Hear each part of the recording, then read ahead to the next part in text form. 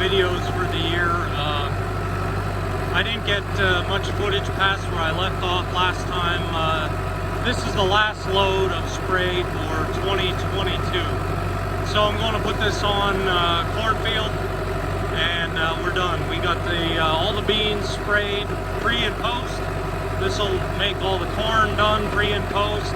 And I actually put the nitrogen on before I put the post immersion on. It's just how it worked out this year. So I'll come back with you once I get in the field. I'll do a little bit of last footage and go from there.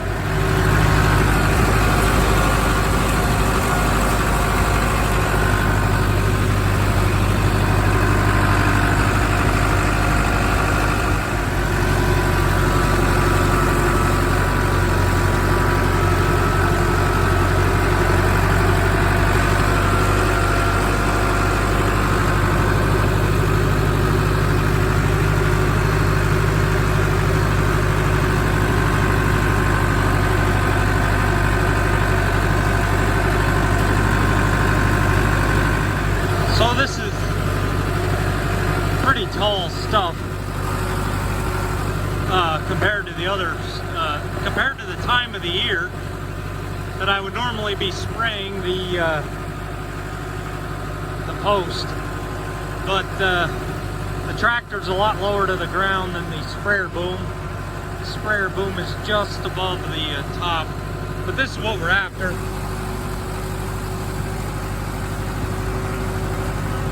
Maybe you can see the grass in there.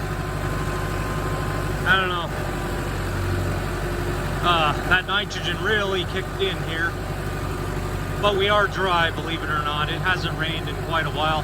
There's a strip there. Might have missed something there. But yeah, 685 is a little bit short for spraying corn at this height. But it's still a good idea to do this on account of weed control, not only for this year, but for years to come. Want to make sure we do what we can to keep these weeds at bay. So, all right, it gets a little shorter down here. So I'll come back with you. All right, so we're in the first week of July. Things are coming along about as good as can be expected. Like I say, it was a little bit later plant date, but we're getting there. We're definitely getting there. We need rain right now. We're gonna need that, but there's none in sight for, I think, 2 days. There's a 50% chance of a thunderstorm, which would be nice. But we had good rain early on, and that's kind of what made things wet to get started here. So I don't need to rehash the entire year. I will say this, one thing that makes this year a little bit different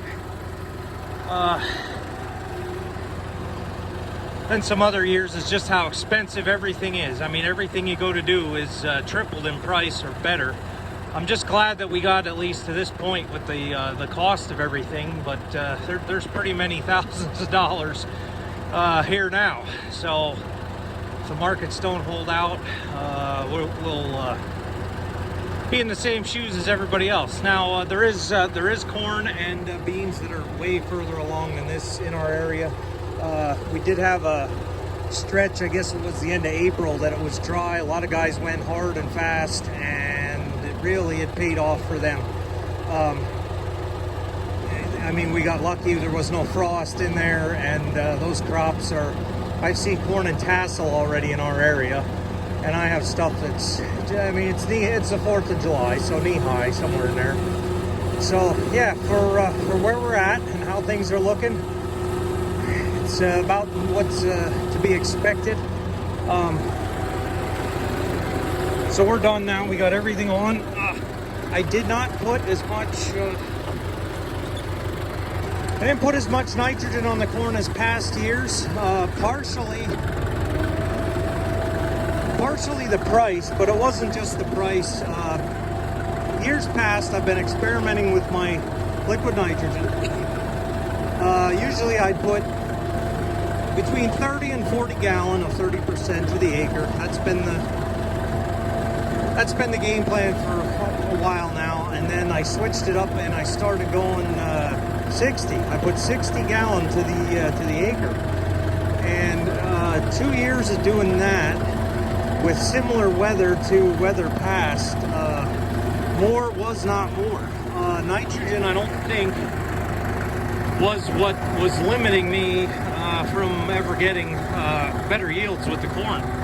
So talking to some of the old timers, and they say, well, you go too heavy on the nitrogen, you're just wasting it. And I think those years going 60 might have been some truth to that. The beans, as you can see, are clean. I expect them to be now, hopefully till harvest. That spray program's going good. You can see on this side of the road why I wanted to get this corn sprayed. We've got some grass, mostly grass. That's my biggest issue with the cornfields and weed control is there's some grass to take care of. But yeah, pretty high. My nitrogen came and basically went from the truck to the sprayer, a little bit in the tank, the balance in the tank. And then I just put it on right away. So it's on, but we haven't had any rain since it was applied. So it's got me worried a little bit. But so yeah, in summary, you can see the hay looks a little brown down there. My neighbor is coming. Like I say, he's a little bit more diverse than a lot of the other farmers around. He does barley, he does oats, he does soybeans, corn, hay, cattle, silage, haylage, a little bit of everything. Like I say, he'll chop some hay, bale some hay. So till he gets done, I imagine he wanted to get it to barley. A lot of guys are doing wheat. So overall, at this point, I missed a spot spraying down there. Yeah, one spot that's without spraying without a foam marker. It's gonna happen. So a lot of deer this year. That's another thing I noticed. Lots of deer in the fields, and not just mine, all through the valley, from one end of the valley to the other. I don't know where they all came from this year. Years past, I don't think it was as bad, but you'll have this. So yeah, we're gonna wrap things up here as far as the field work. Everything on my end should be complete now till harvest. So hopefully we get some rain and some weather here and markets hold steady, but you never know. You just never know. And gonna try to expect the worst here. So it's been a rough year, busy. Last year was a busy, rough year too. So I'm not going to complain totally and say it's like this all the time, but 2019 was pretty good. 2020 was pretty good, all things considered. Yeah, there's some deer down there. Deer down there eating the soybeans, yep. So, all right, guys, I'll leave you there. A little bit shorter video. That's what we got for you today. I'll come back with you hopefully maybe end of July, September, somewhere in there, and give you a crop progress update on where things are. So 2022 PA Farms done.